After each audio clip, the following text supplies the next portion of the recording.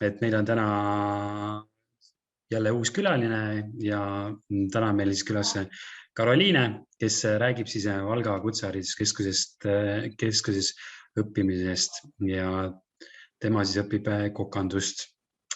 Et Karoliine, räägi seda, et kuidas ja miks sa valisid üldse selle eriala ja kooli? Eriala valisin sellepärast, et see tundus kõige lihtsam, aga kooli valisin sellepärast, et viimasel hetkel mul ei olnud veel kooli valitud ja kuna Tartusse pidi motivatsioonikirja kirjutama, siis ma ausalt öeldes ei viitsinud seda teha ja ma sõbrad sain teada, et Valgas ei ole vaja motivatsioonikirja kirjutada. Ja siis ma läksingi Valka. Okei. Aga kuhu sa tegelikult tahtsid minna? Oligi... Tartusse tahtsin. Tartusse. Okay. Aga kuidas see sisseastumiskatsed üldse välja nägid seal Valgas? No esimene etapp on kõigepealt see, et sa lähed kirjutad avalduse, ehk siis, et mida sa õppima tahad minna ja oma andmed ja niimoodi. Siis teine etapp on see, et tuleb intervjuu 3 õpetajaga, üks on see Koka peaõpetaja, siis on kursuste juhataja ja siis üks õpetaja oli veel mingi. Ja siis nad küsivad sult intervjuu küsimusi ja vaatavad, kas sa oled nagu huvitatud sellest asjast ning siis ütlevad sulle intervjuu lõpus, et näeme 1. september ja siis 1. september tuleb kooli. Aga mõtlen seda, et kas on mingid nippe või mingid olulisi asju ka, mida kui keegi tahaks kandideerida, et mida kohe kindlasti peaks arvestama? No kindlasti peaks arvestama sellega, et ei tohi käituda niimoodi, nagu sa põhikoolis käituksid enam, et pead mõtlema, et nüüd on suureks kasvanud, sest tunnid on 90 minutit, stressi on poole rohkem, õppimist on poole rohkem, et seda võiks arvestada, aga muidu on suht lihtne. Aga mõtlen just seda sisseastumiskatsete puhul ja vestluse puhul, et mis seal on selline, võib-olla sa oskad midagi sellist välja tuua, mida teised peaksid arvestama ja mida peaks teadma? Soovitus oleks see, et kindlasti hea fantaasia, sest kui sul küsitakse küsimusi, siis sa võiksid panna pigem fantaasia tööle, et õpetajad näeksid, et sa tahad seda õppima minna. Sest kui sa vastad küsimustele nagu mingi jah, ei, teen kodus pannkooke, siis sinna kooli ei lasta. Ehk siis seal vestlus on kõige olulisem ikkagi see, et need, kellega vestlust tehakse, et nemad näeksid seda, et sul on ikkagi see huvi ja motivatsioon olemas sinna kooli minna. Aga kuidas see õppimine seal koolis välja näeb?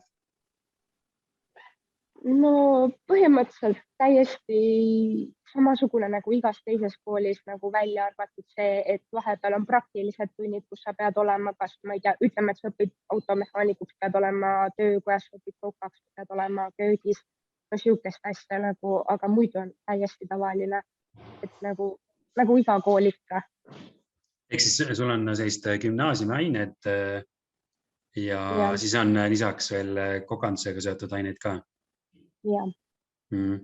Ja mis on mõned sellised kokandusega seotud ained, mis sul siis on? Näiteks on, ma tean, et tervisliku toitumise tund on meil, siis meil on siuke abikoka praktika, mis tegelikult ei olegi otseselt nagu abikokk, vaid see on nagu räägitakse sellest, et köögis koristamine nagu nii edasi. Siis mingeid siukseid tunde, kus ongi nagu eriala matemaatika, kus sa õpid nagu erialaga seotud matemaatikat ja siuksed tunnid. Meil on nii keerulised nimetused nendel ainetel tegelikult, et mulle ei meeldegi. Et sisu on lihtne, aga nimetus on lihtsalt keeruline. Ja sisu on lihtne ka, jah. Aga kus sa elad seal Valgas? Ühiselamus. Ja kuidas ühiselamusse selline koha saamine käib? No see on juba alguses, kui sa lähed avalduskooli sisse viima, siis sul see kantselei tädi küsib, et kas sa elad kaugel, kui sa elad kaugel, siis ta pakub sulle ühikakohta, siis täidad avalduse ära ja maksad 50 eurot siis seda raha, mis sulle aasta lõpus tagasi antakse. Et see on see, et kas sa lõhud, näiteks kui sa lõhud mingid asjad ära, võetakse nagu raha maha sealt. Aga ja siis seal on iga kuu selline kuutasu siis, jah? Ja esimesel kursusel on 25 eurot ja teisel ja kolmandal kursusel on 50 eurot. Kuus ainult? Ja. Okei, et siis on päris selline. Ja kas neid kohti jätkub ka kõigile? Ja tegelikult meil on isegi pooled ka tühjad. Lase nii. Aga missugust rahalist tuge siis kool pakub? Kool pakub eritoetust, mis on 60 eurot, siis stipendiumid, kui sa hästi õpid. Ja siis peaks olema see ka, et nad maksavad näiteks bussisõiduraha kinni. Ja ma olen aru saanud seda, et kui gümnaasiumi baasil minna, siis või niimoodi, et sa õpid gümnaasiumi asju ka, siis on see sõidutoetus vist suurem ja kui sa, ma ei tea, kas seal Valgas saab pärast gümnaasiumi ka minna õppima? Kindlasti saab. Ja. Et siis on taas sõidutoetus väiksem. Aga mis sinu arust on selle kooli plussid ja miinused? No pluss on kindlasti see, et see õhkkond seal on hästi sõbralik, õpetajad kõik tulevad vastu sulle, kui sul ongi nagu mingi raske periood ja õpilased on ka hästi sõbralikud, et ei kiusa teisi ja nagu hoiavad kokku. Meil on siuke hästi kokkuhoidlik kool, aga nagu otseselt miinuseid ma ei ütlekski, et seal väga oleks. Mulle väga meeldib kool, ainult ka see värk on selles, et stress on see suur miinus, mis see kool tekitada võib. Mis sa arvad, mis on veel oluline teada selle kooli kohta? Kui keegi mõtleb, et võib-olla tahaks ka sinna Valka minna?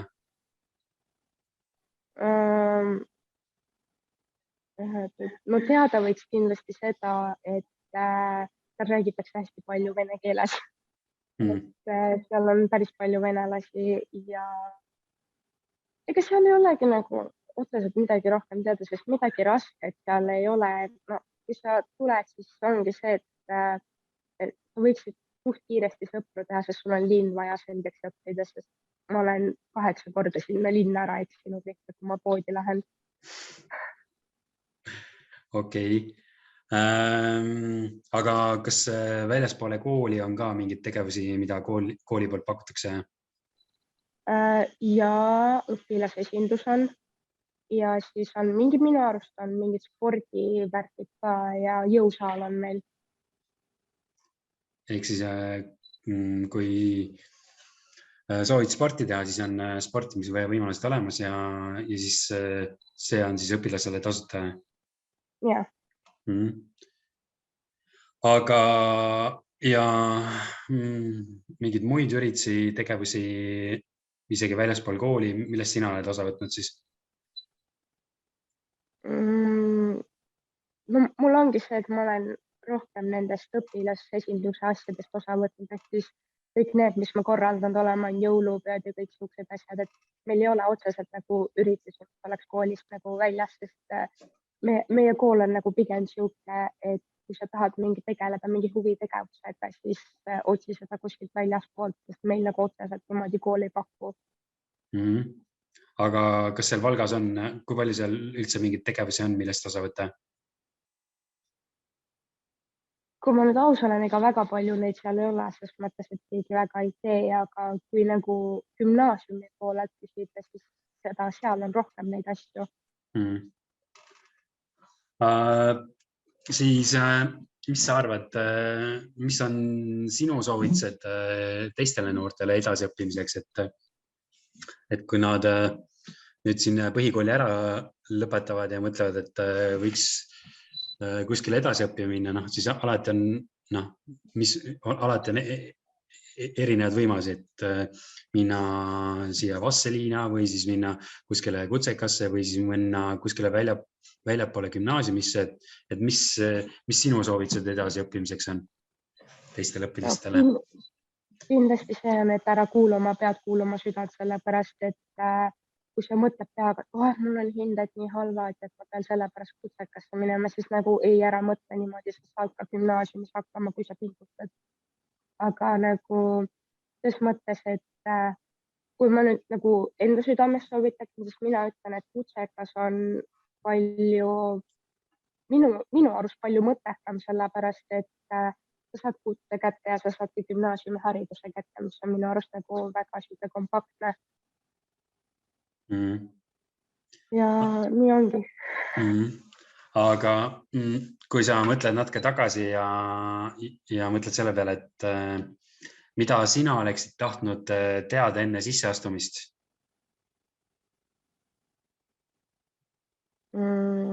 No kindlasti oleks tahtnud teada seda, et nii palju stressi võib tekkida või siis oleks tahtnud teada seda, et tegelikult nagu kutsekad ei olegi nagu nii lihtsad, kui nad tunduvad, et kõik mingi räägivad sulle põhimõtteliselt, et kutsekas on nii lihtne, et mida värki on ju. Tegelikult see ei ole üldse lihtne, see on tegelikult poole raskem, kui see tundub, et seda oleks küll tahtnud teada. Aga kui kellelgi on huvi sinna Valga Kutsehariduskeskusesse õppima minna, siis kus ta infot leiab selle kohta? Meie kodulehelt www.vkok.ee. Okei. Ja seal on siis kogu selle kandideerimise, erialade ja siis elamise kohta kogu info olemas. Ja, on küll. Väga hea, aga Karoliina, aitäh sulle jagamast ja ma loodan väga, et sellest info jagamist on hästi palju abi teistele, sest Eestis on nii palju erinevaid koole ja kui on keegi kohalik, kes saab jagada selle kohta infot, siis on väga hea.